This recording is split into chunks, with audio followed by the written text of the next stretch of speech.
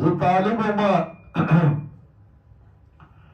نو شیخ القرآن تفریح وکړه او دې کې د خوا کې درس او طالبان رالل د هغوی تپوسونه کول او طالباني تپوسونه کوي نو هغوی تپوسونه کول او شیخ القرآن دا عادت و چې مخالف طالب به د هغه نه تپوس کړو نو شیخ القرآن به ډېر په تسلی جواب ورکړو هغه به مطمئن کړو شیخ القرآن ډېر په تسلی جوابونه ورکول خو موږ خو هلکان وو د هلک سړي سره وینه لږه توده یې نو هغه یو تپوسونه کول څه فنونو کې نو ما جواب ورکړ زه خوا کې ناست وم نو چې ما جواب ورکړ د شیخ القرآن ما داسې پترس وکتل موږ یې خو په سترګو پوهېدو چې ما ته وویل چې غلی شه نو بیا هغه څه تپوس وکړه نو ما برداشت کولی نه شو چې دی اوس په شیخ القرآن اعتراض کوي نو ما بیا جواب ورکړ شیخ القرآن ما ته وویل ته غلی کېږې نه نو چې بیا هغه تپوس وکړ چې ما بیا هغه له جواب ورکړو شیخ القرآن را پسې داسې لاس راوګوت کړ نو ما یې اوس خو مې وایي نو زه پاڅېدم خو زړه مې ډک پاتې شو او زما چې زړه ډک پاتې شي نو زه وایم دا به اوس کوم ځای کې تشول غواړي بیا چېرته موقع راشي نو هغه ساعت خو ما غږ ونه کړ بله ورځ یې دلته د باري یو تنو امداد نومې دی اوس خو ډېر لوی کاروباري دی حاجي بهادر حاجي صاحبزي یې هغه هم دوره کې و زما هم زوی دی نو ما هغه ته ویل راځه دواړه یو ځای ته ځو وایي چېرته ما ته راځه موږ دواړه لاړو په موټرسایکل هغه درس ته چې لرم د هغې استاد سبق وي نو هغه دا ځای وي عبس وتولى ان جاءه الاعمى حاجي مخې ته کېناستم نو ما ورله چټ ورکړ چې قرآن وایي لا تنابزوا بالالقاب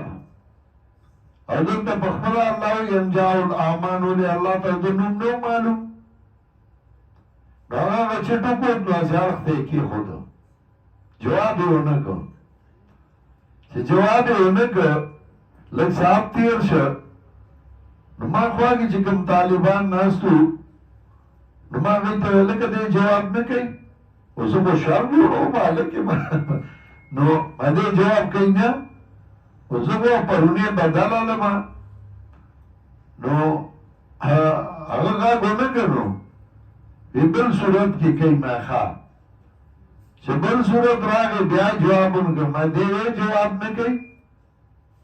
هغه یو طالب ما ته اوس جواب نه کوي هغه وخت کې جمع و نو ما ته ویل دی وړي کې جواب کوي خو هغوی غږ ونه کړ خیر زه راپاڅېدم موږ را روان شو ما اړه سپک کړ بیا دلته ختم و د هغوی مخکې شوی طالبان رالل چې رالل ختم نه وروستو ما نه ټول چاپېره شو وایي ستا هغه چټ چې و نو یې ختم له مونږه فلانې مولوي صاحب راوستی و فلانې راوستی و دا لوی لوی مولیان یاد کړل نو یې مونږ هغوی نه تپوس وکړ د هغه سوال خو هغوی هم جواب رانه کړ نو زمونږ شک دی که دا جواب دې راته وښوده نو ما ورته ویل پنځپیر کې قرآن خور کوي شي خو قرآن ته نو جواب به زده کوي داسې په اسانه نه ښیم وایي بیا ډېر مینت وکړو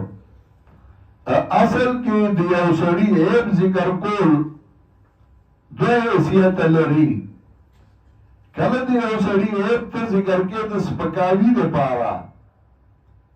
نو د هغې نه یې منع کړې ده ولا تنابزوا بالالقاب او کله د یو سړي عیب ذکر کې دپاره د ترحم نو د ترحم دپاره چې په هغه رحم وکړي نو د هغه عیب ذکر کولی شي